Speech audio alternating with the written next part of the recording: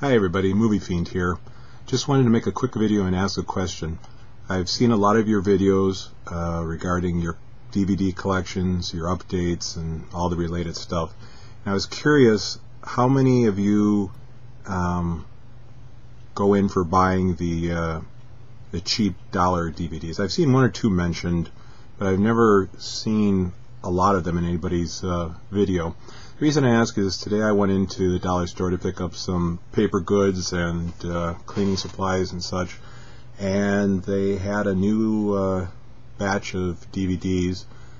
No classics or anything like that, of course, but the interesting thing was that at the dollar store they were marked 50 cents each, so I guess they have to be really bad or really discounted to go for that. But this isn't an update DVD because you haven't seen any of my DVDs really, but the kind of movies I'm talking about are the double packs like this with the Beatniks and Wild Guitar. This one with Arch Jr., or what is it, Arch Hall Jr. He made a series of films, The Sadist and a bunch of other stuff. So one like this I would buy just on reputation as a movie I've been curious about. A lot of them I buy just because of who's in them. I've never heard of them. Any movie with Lee Van Cleef, I want to see. There's a ton of them I haven't, but I mean I've loved him in 50s gangsters films, 60s Italian spaghetti westerns, even his TV show The Master. So this is one I'll check out eventually.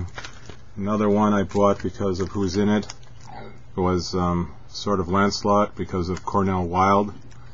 I don't know how many of you are familiar with him. A lot of you are younger movie watchers, but one of my favorite films with him, if you ever get a chance to check it out, is The Naked Prey, which I believe he also directed, and it's an excellent film.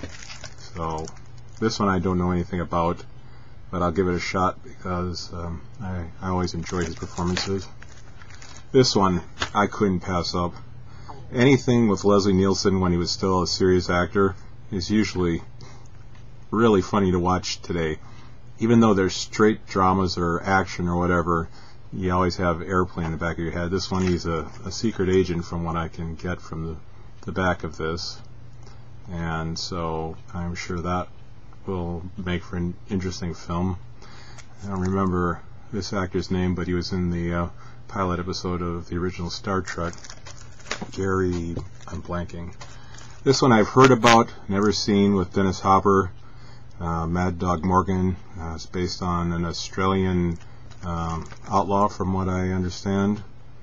And what I remember reading, it's supposed to be a really horrible film, but if anybody knows more about it, I'd love to hear your comments.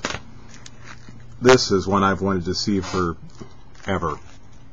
Come on. George Hamilton as Evel Knievel. 50 cents, not $1, 50 cents. I couldn't pass it up. I mean, I've had this on my want-to-see list forever and couldn't justify it, but couldn't pass it up for 50 cents. This is one of my favorite novels, Animal Farm, George Orwell, and I've never seen any of the adaptations of the book. So 50 cents, couldn't pass it up. And I'm sure all the prints of these are horrible. This one I actually believe I have in another cheap copy. Horror Express is actually a pretty interesting film. Christopher Lee, Peter Cushing, which they don't list, but I know he's in it, and Kojak himself, Telly Savalas, plays a Russian Cossack officer. I mean, it's a good film actually. Then there's a bunch of what you expect for the dollar store, although they're all 50 cents. This is what I'm hoping will be a really horrible documentary about Bruce Lee, the real Bruce Lee, and I'm sure it's anything but the real Bruce Lee.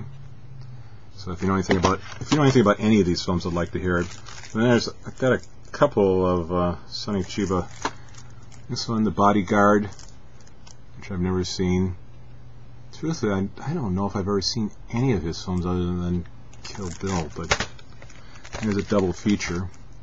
This Tree Fighter. I know there's 2 more and there's spin-off, but I'll be curious to see these.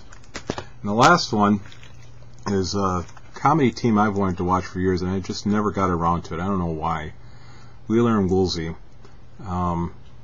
They're just not known like Laurel and Hardy or Abbott and Costello, but apparently they're very popular. And I first heard about them when I read a book on comedy teams a long time ago by Leonard Maltin. It's a good book if anybody's interested in comedy films. This one covers pretty much everybody who ever teamed up to do comedy films.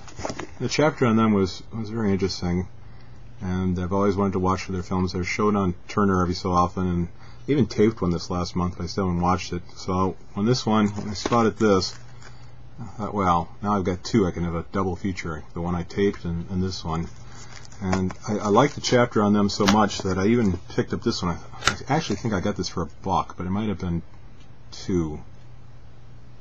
But I haven't read it yet. I wanted to see some of their films before I tackled it.